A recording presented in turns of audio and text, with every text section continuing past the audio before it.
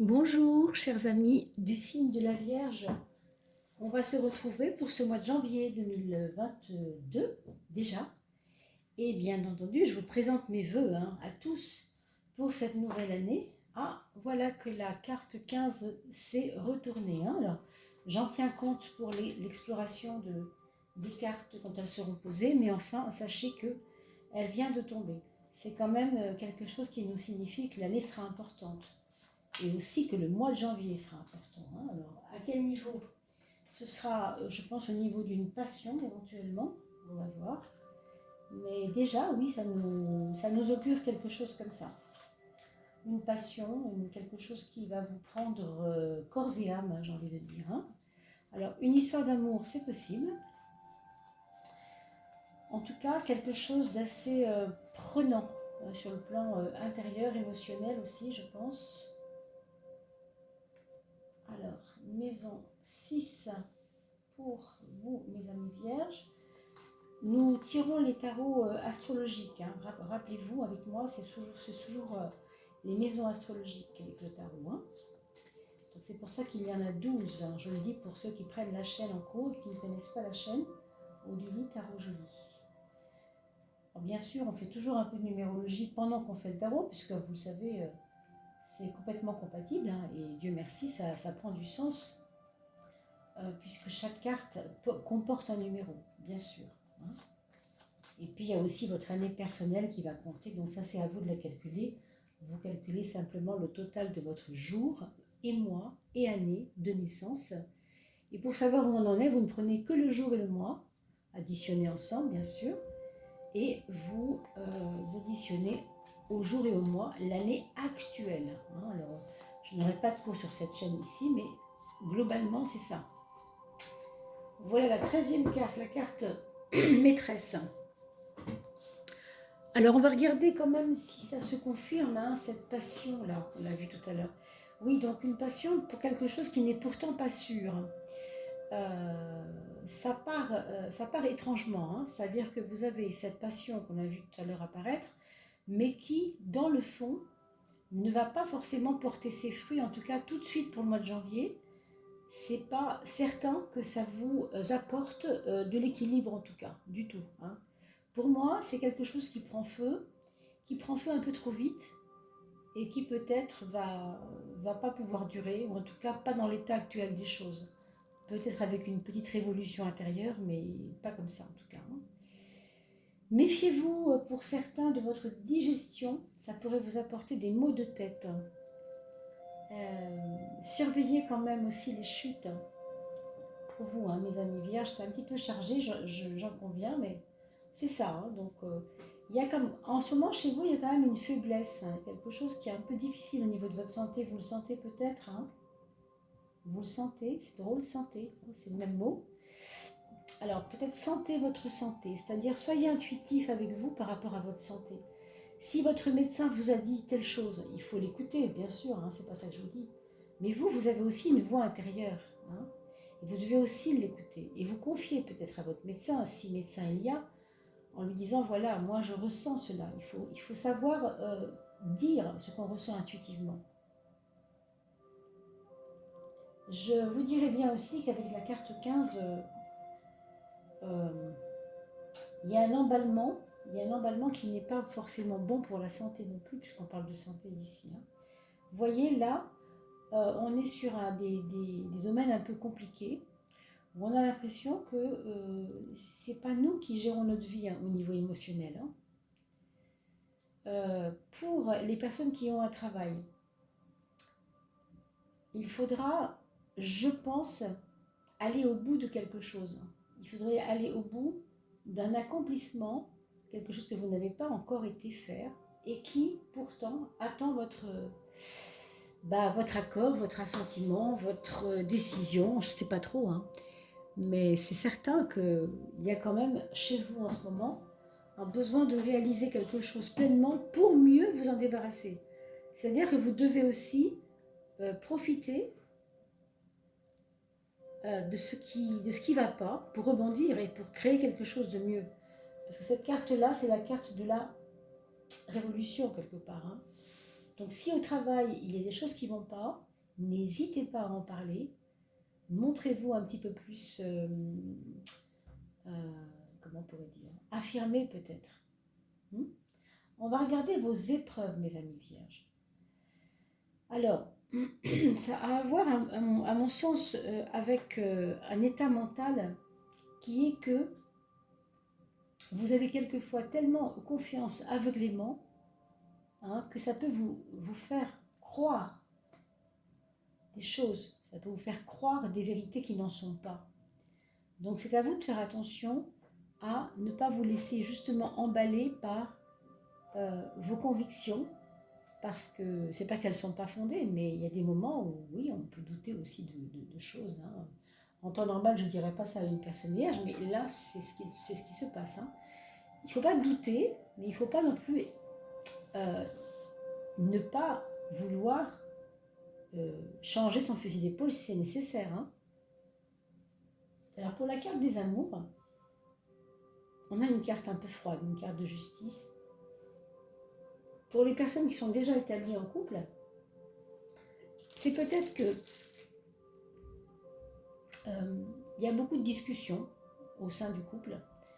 C'est peut-être pas le meilleur moment pour faire des folies ensemble ou faire des plans sur la comète. Par contre, c'est peut-être le temps de se poser et d'étudier un peu ensemble tout ce qui est juridique, tout ce qui est administratif, s'y mettre à deux. Essayez de sortir vos dossiers et de chercher dedans s'il n'y aura pas des anomalies. Par exemple, ça pourrait être tout à fait un couple avec des problèmes administratifs qui arrivent. Donc, la notion de couple va intervenir ici pour contrecarrer ces problèmes-là. Il faut s'unir, au contraire, pour ne pas avoir à subir les choses. Pour certaines personnes ici, il pourrait y avoir une rencontre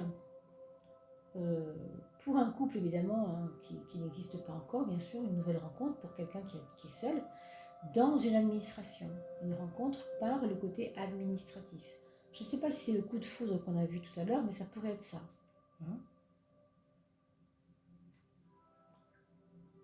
En allant faire des démarches administratives, par exemple, il pourrait y avoir un coup de foudre, par exemple. Alors, pour ce qui concerne vos projets, vous voyez, les projets ici, ils sont reliés à cette passion. On a vu tout à l'heure quelque chose qui prenait un peu feu. J'ai l'impression, moi, qu'il y a quelque chose qui vous tient à cœur depuis longtemps et que vous n'avez pas osé mettre en place. Et peut-être que janvier, ce sera possible pour vous de vous dire, allez, je me lance, je ne sais pas, je le sens là. Vous voyez, on parlait d'écouter l'intuition. J'ai envie que quelque chose change. Mais j'osais pas, mais là, peut-être que c'est le moment d'oser en janvier pour vous. Et en même temps, regardez, oui, il y a comme des... Pour moi, c'est lié un peu à des migraines, ça, qui vous empêchent de réfléchir. Donc, n'écoutez pas trop tout ça et peut-être laissez venir votre intuition. Avec ça, on pourrait peut-être imaginer de faire du yoga pour calmer l'esprit. Parce que l'esprit est un peu agité et du coup, on a du mal à réfléchir. Voilà. Alors, l'esprit ici, on le retrouve avec l'étoile, ce qui est plutôt positif. L'étoile, la grande protectrice du tarot, qui va vous donner peut-être un mental aussi qui finira bien par se poser à un moment donné, je pense. Il y a des agitations, je pense, au début du mois de janvier, mais je pense qu'au cours du mois, ça va se décanter un peu. Acceptez ces agitations comme, on pourrait dire, une analyse de vous-même, une observation de vous-même.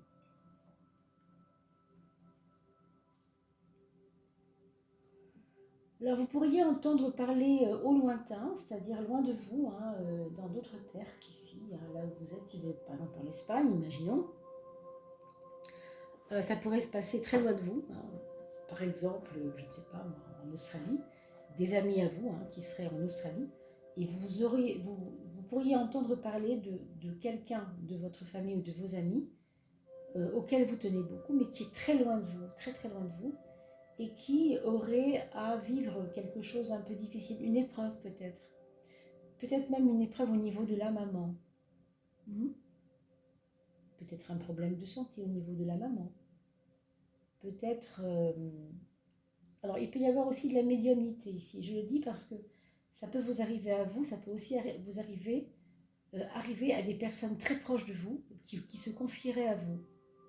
Donc, soyez aussi, encore une fois, à l'écoute de ce qu'on vient vous confier, vous dire. Au niveau de votre foyer, là, il y a une ouverture énorme sur le foyer. Une ouverture qui nous parle justement de projets liés au foyer. C'est un petit peu comme si on avait brimé un peu les choses, si on avait empêché les choses au niveau du foyer de se faire. Exemple, un déménagement qu'on ne voulait pas mettre en œuvre et qui aujourd'hui devient important, devient urgent.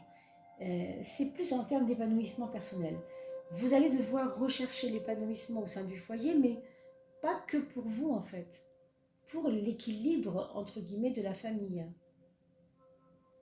Je pense qu'il y a des personnes qui vont se rapprocher à cause ou par les enfants, ou pour le bien des enfants, vous voyez, ce genre de choses.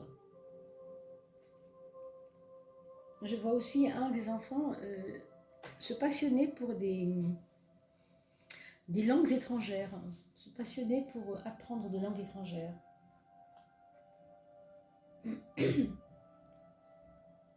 Alors là, vous avez dans la maison 7, la maison de la relation avec les autres, la tempérance, ce qui vous propose clairement de faire attention dans vos paroles avec les personnes que vous allez croiser. Alors, dans le domaine du travail, c'est vrai que ça va être compliqué. Hein. Si vous êtes aussi tranchant que ça, il va falloir peut-être mettre de l'eau dans votre vin, réharmoniser, vous voyez, la parole.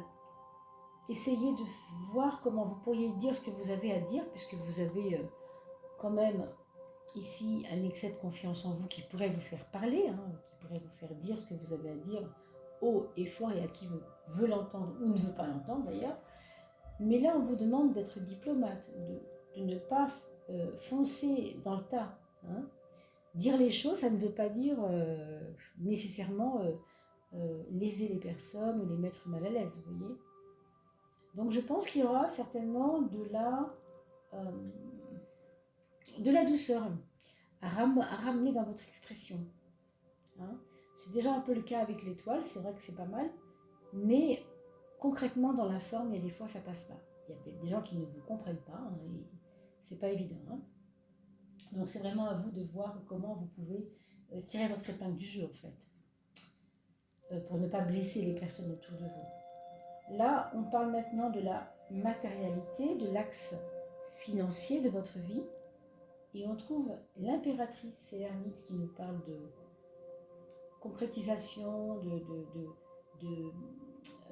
pérennisation. Alors, si ce projet fonctionne et qu'il est relié à une passion, je pense que vous allez avoir besoin d'élaborer ça dans la patience, dans la pérennité, dans le long terme. Il ne faut pas voir les choses. Ne voyez pas ce projet comme quelque chose qui prend feu, comme ici on voyait déjà votre envie que les choses aillent vite, mais ça c'est chaotique et ça n'a pas beaucoup de prise. Hein. On l'a vu tout à l'heure. Placez plutôt votre confiance dans le temps et là ça va être porteur. C'est vraiment la patience qui va être votre outil, même de transformation intérieure, je dirais. Alors je ne dis pas que la Vierge n'est pas patiente, au contraire. Hein. Il y a pas mal de personnes vierges qui sont très patientes, de nature. Une nature comme ça, vous savez, la Vierge, c'est la moisson. On a attendu que la graine fasse une plante, et qu'en plus elle fasse un fruit, qu'on puisse aller cueillir ce fruit.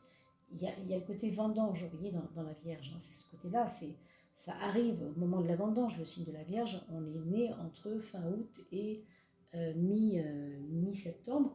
C'est l'époque des vendanges, hein. C'est l'époque de la récolte. Ici, il y aura de la récolte. On sent qu'il faut que vous comptiez sur cette récolte. Elle est réelle, cette récolte, donc tant mieux. Mais il va falloir que ça passe par de la patience. Avoir conscience que chaque jour, vous posez un pas devant l'autre.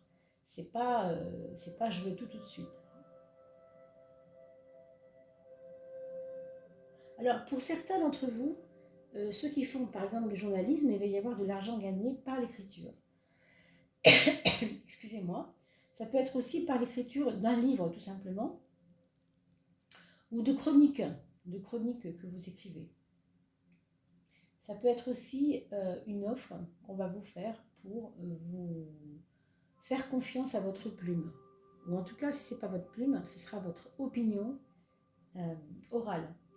Il peut y avoir un deal comme ça avec, je ne sais pas, une structure commerciale ou autre chose, mais toujours dans le but de vendre vos écrits ou de vendre votre avis, votre opinion. Voilà ce qu'on pourrait dire en généralité pour ce mois de janvier 2022. Et on a le mat qui nous fait un peu se mettre en perspective pour le mois d'après, hein, voir un peu la nature générale de ce tirage aussi. Et on voit ce mat qui se détache clairement de ses occupations. C'est-à-dire qu'à un moment donné, quand on a fait ce qu'il y a à faire et que la graine pousse, on n'a plus besoin de souffler tout le temps dessus, quoi. On peut aussi aller faire autre chose. Donc là, on vous invite à prendre le large, peut-être fin janvier, faire un petit voyage avec une amie, peut-être. En tout cas, on vous le conseille de poser un peu le pied, de souffler, d'aller voir un peu ailleurs si le vent est plus frais, hein, ou plus chaud, ça dépend. En tout cas, pour surveiller votre santé, mes amis, pensez-y, c'est important. En faisant marcher votre intuition. Et ne laissez pas les impressions que vous avez sur vous-même comme ça sans réponse. Allez voir quand même, bien sûr, à travers une analyse biologique ou des choses comme ça. D'accord? Si vous n'avez pas un petit problème. Ça peut être de la fatigue. Hein. Très franchement, avec cette carte-là, c'est peut-être la fatigue de l'hiver après tout. Hein. C'est peut-être juste ça, mais je me demandais si ce n'était pas relié à votre digestion et à du trop lourd et à du... comme si le tube digestif influençait les migraines. Hein. C'est ce que j'ai senti tout de suite. Alors bien sûr, ça ne va pas concerner tout le monde, mais en tout cas, on sait que la Vierge, elle peut être sensible au niveau du foie et au niveau de l'appareil digestif. Hein. Voilà mes amis, on va s'arrêter là pour ceux qui n'ont pas d'enfants et je vous souhaite à tous bien sûr de bien vous porter. N'oubliez pas de liker et de vous abonner pour pouvoir faire monter ce chiffre à 3000 pour qu'on puisse aussi procéder au tirage au sort. Prochain tirage au sort, on pense que ce sera peut-être en mars, avril, mai, pour faire gagner 4 personnes. Hein. Vous souvenez-vous comme on fait à chaque fois. En attendant, je vous dis à bientôt et nous allons nous occuper de ce qui reste avec moi pour parler des enfants.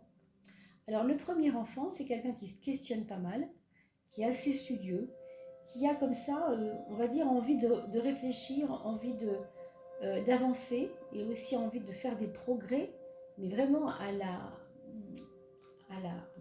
comment je pourrais dire, par ses propres envies, quoi, par ses propres moyens aussi.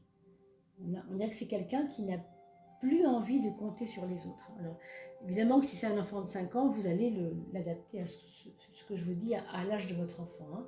Si c'est un adulte, évidemment, il aura envie d'accéder à des dossiers qu'il ne voyait pas. Il va être exigeant. Il y a une exigence là. Hein. Il y a quelque chose qui va l'obliger à aller au-delà de sa nature. Hein. Il y a comme un inconfort qui fait qu'il va aller creuser plus loin. Il y a une exigence en tout cas. Hein. Ça c'est pour les ados et les adultes. Et pour le deuxième enfant, on a quelqu'un qui prend conscience qu'il n'est pas tout seul, qu'il ne peut pas faire ce qu'il doit faire ou ce qu'il doit mettre en place tout seul, sans l'aide des autres. C'est un petit peu le contraire du premier. Vous voyez, on a dit le premier prend un peu pas son indépendance, mais envie comme ça de réussir par lui-même. Et bien le deuxième, c'est un peu l'inverse. Il comprend, il prend conscience que il peut être aidé aussi par les autres. Il peut aussi aider les autres, mais il peut aussi être aidé par l'apport que peut lui faire quelqu'un d'autre, de la fratrie ou des amis, hein, peu importe.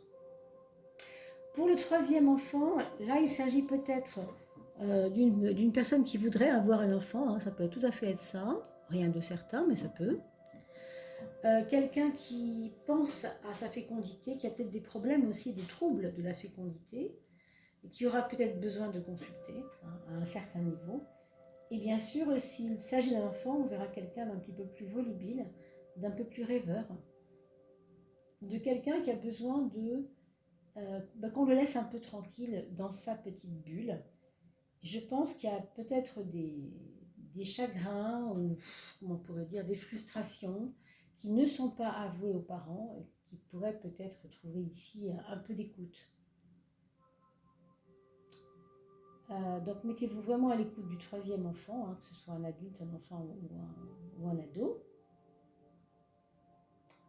On surveillera les infections pour ce troisième enfant. C'est peut-être pour ça, comme il est fatigué, il est un petit peu sensible et vulnérable. Donc essayez de voir peut-être une cure de vitamines pour lui aussi, pour redonner un peu d'énergie et éviter les problèmes viraux par exemple. Hein. Alors on a le quatrième enfant, là il y a peut-être une histoire d'amour, évidemment si c'est un adolescent ou un adulte, hein, vous comprendrez. Une histoire d'amour, une histoire de passion. Et pour certains, il pourrait y avoir des soucis avec la jalousie, des domaines affectifs très troubles, très compliqués, avec des triangulaires possiblement. Hein. Si c'est votre fils qui a 25 ans et qu'il est marié depuis 3 ans et que ça se passe bien avec sa chérie, bon, ben, attendez-vous à ce que peut-être il y ait des petites entorses au règlement et qu'il vous avoue que peut-être il a eu une aventure, ou peut-être il se positionne nouvellement par rapport à son ou sa chérie. Il se demande si il va rester avec la personne. Vous voyez, c'est ce genre de questionnement. On remet un peu en question l'attirance qu'on a pour son amour de vie. Hein.